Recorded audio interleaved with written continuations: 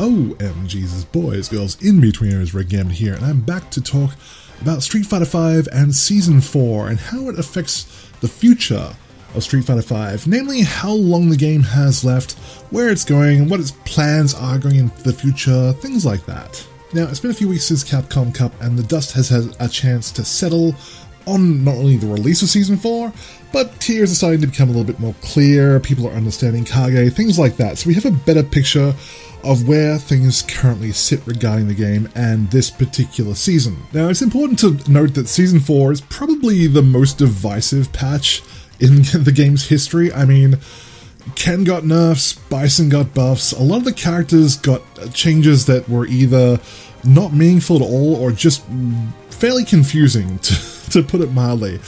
On top of that, there were no fixes to netcode, to matchmaking, things that people have been asking for a very long time. A lot of people were very disappointed, I think, with Season 4. There's a few people, obviously, who were happy with it, but I think it's safe to say the majority of people really didn't like the way that Season 4 tasted in their mouths when they were done with it, basically. Now, on top of that, there is no Season Pass for Season 4. This is something that's typically been available for the game in the past, that you could just go straight ahead and just get all the characters for that season at least purchased before launch of them, so you can get them on day one. That's not available this time. You can buy Kage for fight money or cash money, whatever you prefer, but that's it. There's no option to get every other character, and this has sent the internet a little bit abuzz, I think. It's gotten people in a bit of a tizzy, if you will, because it gets you thinking, doesn't it? It's like, wow, like what if Kage is the only character? What if there's no one else? What if we were wrong? What if Rose isn't coming? What's going on? What's happening? And I think that has led to a lot of widespread rumor and speculation and a little bit of fear-mongering as well, especially from the haters, in terms of what this game's future really is. Now, of course, this wasn't helped by the fact that Maximilian released a video speculating about Street Fighter V and how its development is winding down. Now, I took a little bit of umbrage with this video when I watched it because it's not really based on anything. He has no evidence to support his argument, he has no references that he can cite, he only talks about his own experience working with Killer Instinct, a game which, to be fair, never approached the popularity of Street Fighter V, and just his own gut feelings, experience, that kind of thing. So while Max is absolutely entitled to his own opinion, and that's just as valid as mine, I don't really agree with a lot of what he had to say in that video. So what evidence do we have? What can we point to in terms of the roadmap going ahead for Street Fighter V? Well, there's not really a whole lot. The only thing we really can point to is that in 2016, Ono gave an interview with Famitsu stating that Capcom had already planned ahead and would be supporting Street Fighter V up until 2020. Now, this is presumably including the year 2020 itself, and of course plans can always change. Ono is no longer head of Street Fighter V at Capcom, for a start, so his opinion may be completely invalid at this point, or what he says invalid, we don't know, but that's really the only thing that we have to really point to what Capcom's plans are, and they said that they had planned up until that point, which obviously infers that there was room to plan beyond that as well, but again, we don't know. Historically speaking, the only real yardstick for comparison with Street Fighter V that we can really point to is Street Fighter 4. That's the only other online Street Fighter that really had any kind of popularity. I wouldn't really include Street Fighter Cross Tekken in that mix because that was a game that was reviled from the get-go. But regarding Street Fighter V, it was a game that was supported from 2008 up until the release of Street Fighter V in 2016. It stopped getting character releases with the release of Ultra Street Fighter 4, but it was still getting balance changes and tweaks right up until pretty much about 6 months before the release of Street Fighter V. So in total, that's a span of around 8 years, which is a pretty damn long life cycle for a game.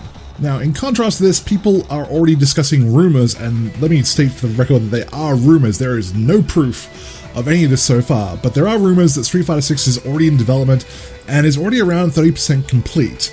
Again, there is absolutely nothing that I'm aware of that supports this, but at the same time, there's probably a decent chance that it's true, because Capcom would be very silly to not have a game like that already in development while they're running out the life cycle of Street Fighter V. There is no way to predict what Capcom are planning for the future of Street Fighter V, because esports as an industry is still very young, and this has been the first game that Capcom have really pushed incredibly hard to be a big esports title. We don't know what the industry is doing. The industry itself doesn't really know what's going on, honestly. It's really a little bit of a Wild West in terms of esports at the moment. On top of that, the game's only been out for 4 years pretty much at this point, and Capcom would be pretty unlikely to repeat the mistakes of Street Fighter V and Marvel vs. Capcom in the sense of creating a game which is half finished, which has had a rushed development cycle, which is not up to the standard which people are expecting. When we get our hands finally on Street Fighter 6, I imagine that it will be an incredibly polished and refined and robust product, because Capcom have been burned twice now with releasing games that have not been up to standard and not been up to snuff, and they have been berated and hurt for it very, very severely. But it also is interesting to know that Street Fighter V is approaching the 44 character roster that Street Fighter 4 had at the end of its life. Again, it had 44 characters. At the moment, Street Fighter V is up to 35. Capcom are, to their credit, still taking big steps to actually improve the game, in addition to releasing DLC and new characters for it. We only had the input lag patch a couple of months ago, but other factors like online lag and matchmaking are still huge factors. So while they are making those incremental steps in giving us the game that we really have asked for since day one, there's still a ways to go, and whether they'll actually meet that, we don't know. That being the case, how Season 4 plays out will be very telling regarding Capcom's plans for Street Fighter V in 2020 and beyond. What do I mean by that? Well, how much they invest and produce with Street Fighter V in 2019, which is Season 4, is going to be very indicative of where their priorities lie in terms of, does this game have any life left in it or not? But unfortunately, all we can do is wait and see in that regard. But that's it, guys. That's my thoughts regarding Street Fighter current season and what Capcom's plans might be going ahead. I want to just try and really just clear the air, try and separate a little bit of fact from fiction and where things are going, and hopefully allay any fears that you may have had. Although, like I said, I don't really have that much else to really counteract these people saying that the game is running down towards the end, basically. But that said, what are your thoughts? Do you think that this game has had it? Do you think it still has plenty of life left in it? Do you think we're going to see more characters coming every season for the next 2, 3, 4 years? I'd be really curious to know what your perspective is. But that's it for me now, guys. Kisses, hugs, belly rubs. I will see all of you very soon.